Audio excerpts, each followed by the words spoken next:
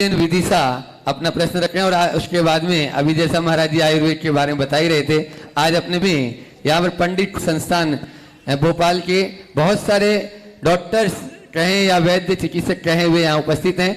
एक साथ खड़े हो जाएंगे और एक प्रश्न वे करेंगे। Doctor Sakshi Jain, doctor Kajal Jain, doctor Sanskriti, doctor Siddharth, doctor Akanksha, doctor Aastha, doctor Hitarth, doctor Kirti, doctor Piyush, doctor Priyank, doctor Yukti Jain अपने स्थान पर खड़े हो जाए। जोरदार तालियों के साथ में उनका अभिनंदन। अभी इनके सवाल के बाद बैठे रहो, सवाल के बाद खड़े होना, माइक पहुंचने। बोलो आप।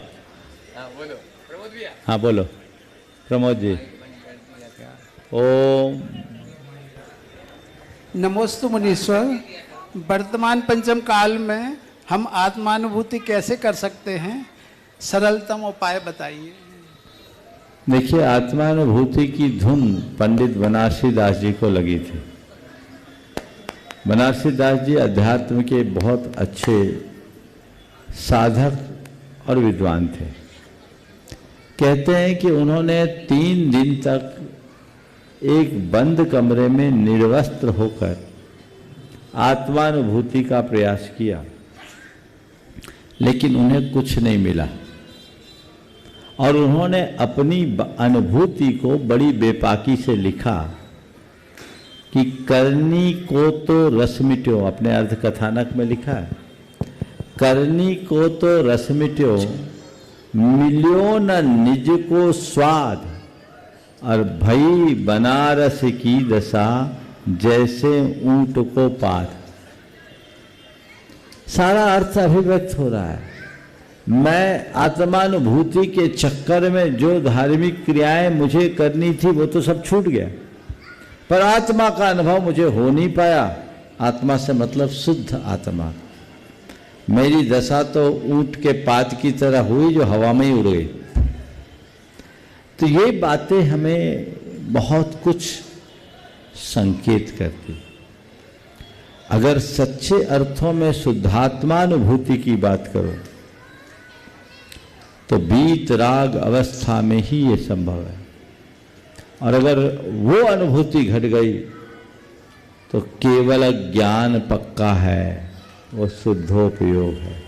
हाँ, आत्मानुभूति कहो तो हर किसी को होती, और सभी लोग अलग अलग भूमिकाओं में आत्मा की अनुभूति करते हैं, अपने अपने गुणस्थान के योग। आत्मा की वीत राग परिणति का अनुभव अलग है और अपनी अपनी भूमिका के अनुरूप राग सहित अनुभूति का अलग है।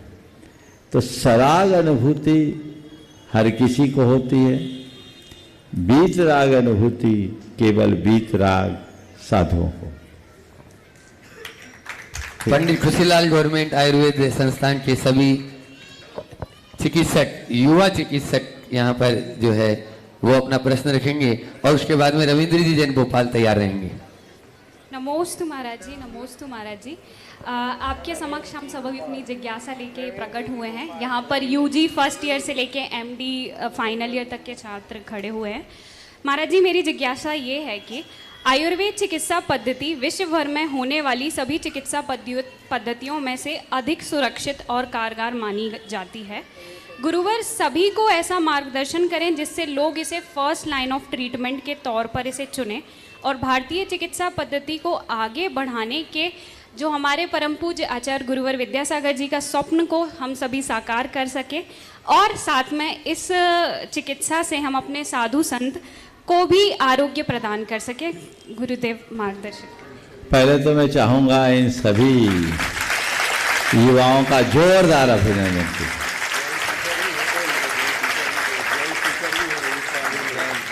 ये खुशीलाल आयुर्वेदिक मेडिकल कॉलेज पिछले कई वर्षों से मैं जानता हूँ। आपके यहाँ के एक चिकित्सक है डॉक्टर संजीव, डॉक्टर सलील जैन। सलील जैन महाराज जी वो मेरे गाइड हैं। हाँ, वो आज आए नहीं, अक्सर आते हैं और भी हैं। बहुत अच्छी बात है। आप लोगों ने जो बात कही ये बहुत अच्छे से समझने की है। गुरुदेव ने सदैव इस तरफ दृष्टि रखी और आपको बताऊं, उनका अंतिम क्षण तक आयुर्वेद पर ही विश्वास था। वो क्लिनिकल टेस्ट के लिए भी कभी हानि भरते थे, वो कभी ब्लड का सैंपल लेना पसंद नहीं करते थे, ब्लड प्रेशर चेक कराना पसंद नहीं करते थे। उनका विश्वास था नाड़ी वैद्य पर। वो चाहते थे कि नाड़ी चिकित्सा हो, नाड़ी वैद्य, नाड़ी विशेषज्ञ विकसित हो, वही सही चिकित्सा है। और इसी भाव से प्रेरित होकर उन्होंने जबलपुर में पूर्णायु आयुर्वेद चिकित्सालय और मेडिकल कॉलेज की स्थापना करने की प्रेरणा दी। मुझे बहुत प्रसन्नता है कि आज हमारे समाज के अनेक प्रतिभावान युवक युवती का रुझान इस कार्य की ओर बढ़ रहा है। ये सत्य है कि आयुर्वेद अपेक्षाकृत अधिक सुरक्षित है और अब तो उनके जांचों के कई नए आधार भी हो गए। अभी डॉक्टर सलील मेरे पास आए थे और उन्होंने नाड़ी के लिए भी एक डिवाइस तैयार किया, नाड़ी देखने के लिए दिखाया मुझे। हाँ, नाड़ी तरंगिनी, जो पहले हाथ से देखते थे, अब वो चीज़ें भी तैयार हो गई है। बहुत सारा है, तो मैं इसमें एक सलाह दूंगा कि आप निदान वर्तमान की जो एलोपैथी की टेक्निक है उसके हिसाब से करें। सर्जरी की नौबत छोड़कर बाकी कोई काम हो तो आयुर्वेद को प्रमुखता दें। लेकिन एक सलाह है, आयुर्वेद में भी रसायनों का आजकल अंधाधुंध प्रयोग होने लगा है जो नुकसान करता है। मैं आप सबसे कहूँगा, पुराने आयुर्वेद के जो चिकित्सक होते थे वो काष्ठ औषधियों का प्रयोग करते थे, उनका अपना खुद का नुस्खा ज़्यादा रहता था। आजकल पेटेंट दवाइयाँ ज़्यादा चल गई, उसमें भी कोई हर्ज नहीं, लेकिन भस्म और रसायनों का अधिक प्रयोग लोगों के गुर्दे और लीवर को प्रभावित करता है। ये भी प्रयोग सिद्ध है। लोग पानी कम पीते हैं और इस तरह के भस्मों और रसायनों का अंधाधुंध प्रयोग करने के कारण कई बार गंभीर बीमारियों के शिकार हो जाते हैं। आप लोगों से भी मैं ये कहूँगा, तुरंत रिलीफ हो, फास्ट रिलीफ, इसलिए भस्में लिखो नहीं, भस्मों का प्रयोग कम होना चाहिए। ये बात अलग है कि कुछ बीमारियों में उनके अलावा कोई उपाय नहीं हो, लेकिन उस पर भी ध्यान देना चाहिए। एक बात मैं बोल रहा हूँ, आप लोगों को हताश करने के लिए नहीं, समाज को जागरूक करने के लिए। एक सज्जन जिनका लीवर खराब हुआ और वो हैदराबाद में अपनी चिकित्सा कराने गए, वो आयुर्वेद के अनन्य अनुरागी थे और वर्षों भस्में लेते रहे। जब ठीक नहीं हुआ तो उनको हैदराबाद जाना पड़ा। हॉस्पिटल का नाम तो मुझे याद नहीं है, पर वहाँ चिकित्सक ने जो बात कही, अगर वो सही है, मुझे नहीं मालूम उनने किस दृष्टि से कही और क्या है, उनने जो बात कही और यदि वह सही है तो चौंकाने वाली। उनने कहा कि हमारे पास जो लीवर के केस आते हैं उसमें 70% शराब पीने वाले और 20% आयुर्वेद के अंधाधुंध भस्म का प्रयोग करने वाले। ये बहुत ही चौंकाने वाली खबर है। इस पर भी आप लोगों को रिसर्च करना चाहिए।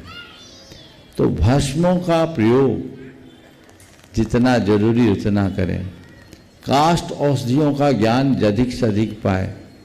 पहले जितने भी वैद्य होते थे वो पुश्तैनी वैद्य होते थे। एक एक वैद्य को हजारों हजार वनस्पतियों और औषधियों का ज्ञान होता था। बुरा मत मानना, आज जो पढ़ाई हो रही है उसमें बहुत कम इस तरह का ज्ञान दिया जाता है। तो इस पर भी पूरा ध्यान जाना चाहिए। और मेरा आशीर्वाद है गुरुदेव के इस भाव को साकार करने के अभियान में आप लोग आगे बढ़ोगे और हम हर व्यक्ति के स्वास्थ्य को सुरक्षित रखते हुए अपनी देश की सेवा कर सकेंगे। सभी को आशीर्वाद। रविंद्र जी ने